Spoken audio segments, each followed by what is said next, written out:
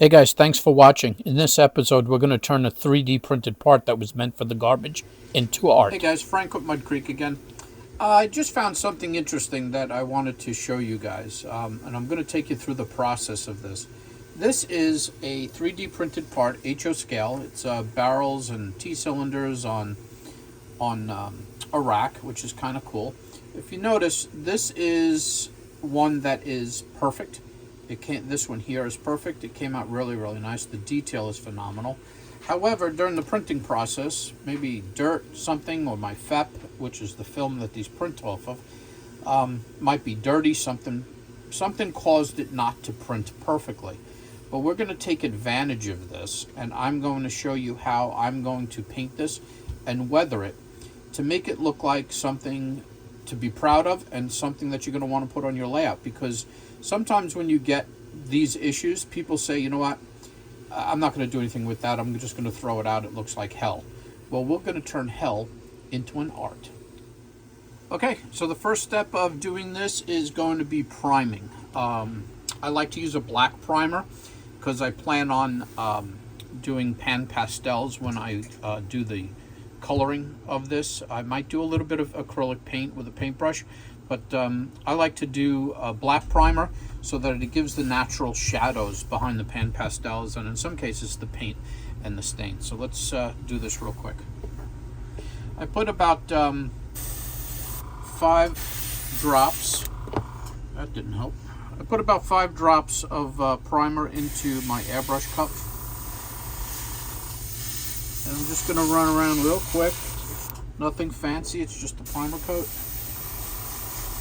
Just like that.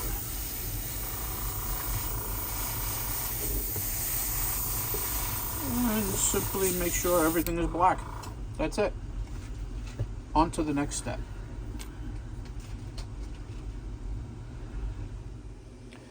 Okay, we're back.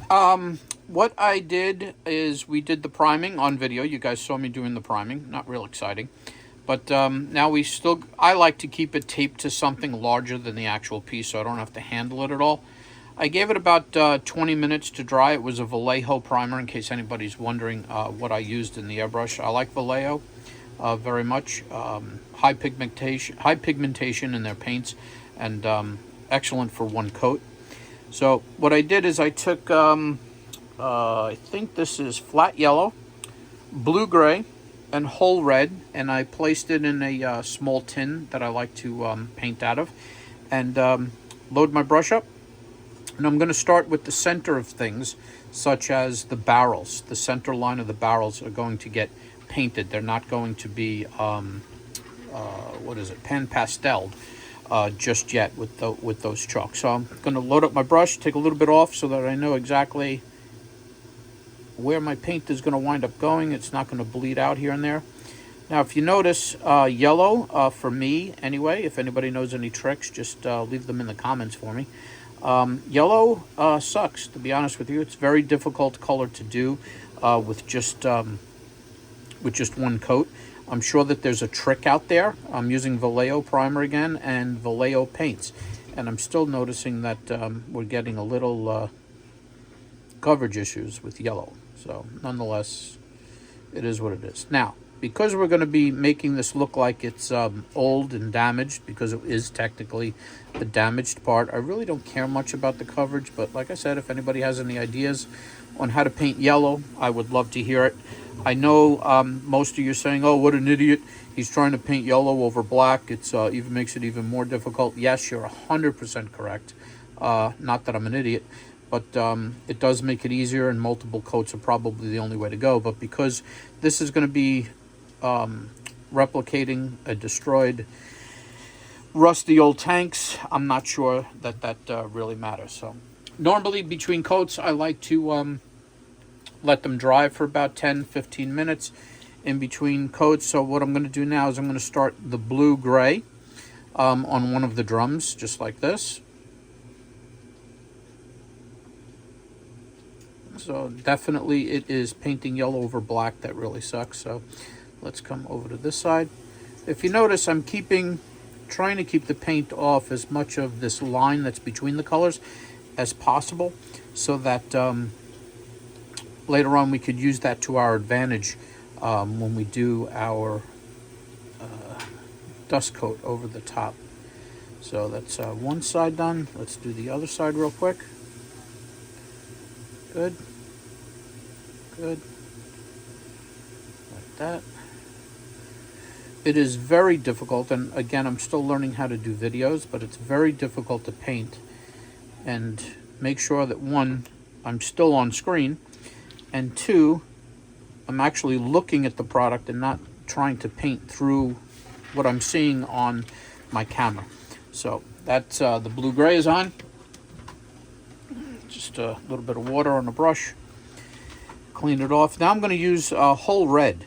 Whole red is one of my favorite reds to use because it always looks like it's an old color or the colors have faded through time. It's got a little bit of a rust color to it. It's got some brown in it. Very little red in it, but it is, to me, it's a great color anyway. I love the color. So I'm going to apply whole red now onto this back side that is destroyed. You saw that earlier. So just give a quick paint as far as the colors are concerned, like that. So now what I'm going to do is I'm going to use a little bit of the whole red on this T-cylinder on the side, and just a nice quick coat. See what I mean? The yellow is just a pain in the butt because this covered nicely, so did the blue-gray. And just going to work this side now, the back side. I like to do the back sides of all my product because a lot of people scrutinize our work. We invite people to pick up our product, whether it be a finished model or, you know, just stuff that they just want to buy at the shows. We invite people to pick it up. We want you to take a closer look at things. So I want to make sure that our coverage is correct. I know a lot of people will say, oh, how come you didn't paint the back? I do it all. I just do the front, the back, the sides, everything I possibly can to, you know, to make it a better experience for the model. Now I got a T-cylinder here that looks like it may have rusted away, so I'm just going to paint the top half here. I'll extend it down a little bit. We'll call that something else later on. And just paint here. Just like that. And take as much off as I possibly can. And I'm going to do another one in whole red. Like this. I got to tell you, there's got to be an easier way to do videos and look at the product at the same time. I just haven't figured it out yet, but I'm sure I will, or I know of a couple of people who can answer that question for me. But nonetheless, so I'm going to grab some brown. Right now, I like to use what's called decomposed flesh. This is an AK product, 3rd gen. Decomposed flesh is an awesome color because it allows you to use it. I use it a lot as the base coat, not only for flesh, but also for wood. I'm going to assume that these are wood racks. Just apply a couple of drops here. I'm going to assume that these are wood racks that these barrels and T-cylinders are sitting on. And I'm just going to paint them. I'm going to paint that real quick, just like this. Okay. Again, I'm in the back of it. So just like that, nice and quick. And again, this is HO scale, so I tend to pay better attention to HO scale details and what people see than I do an N scale because it's larger. It's twice the size of N scale, and I want to make sure that people see that they're looking at a quality product. In N scale, you can hide a lot, and I mean a lot, of mistakes or coverage issues, and just give the illusion. The eye tends to go towards brighter colors, which is something I learned when I was a photographer many years ago. That. So I'm going to finish the wood and probably a couple other things, and I'll be back in a few. Okay, so what did I do since I was off camera? I just spent some time. I decided not to use pan pastels because I was really getting into painting this. It's weird the way my mind works sometimes, because, you know, normally I would have thrown the piece out, but I figured let's show you guys. So this is what I've done so far. I've used, I added black to the mix. This way I could play with the colors a little bit. So I just mixed black and so forth here and there. Added the flesh to make the wood look like the base coat for the wood, actually. And then I added some rust wash, Vallejo rust wash to it. And if you can see, I don't know, please. Yep, there you go. You can see we have an old rusted barrel sitting on a rack with a bunch of weathered stuff. The last part, and I learned this from other modelers. In this particular case, it was Jason Jensen, who uses Tamiya panel line. Panel line, which is a wash. Kind of cool. Comes with its own applicator, in the bottle.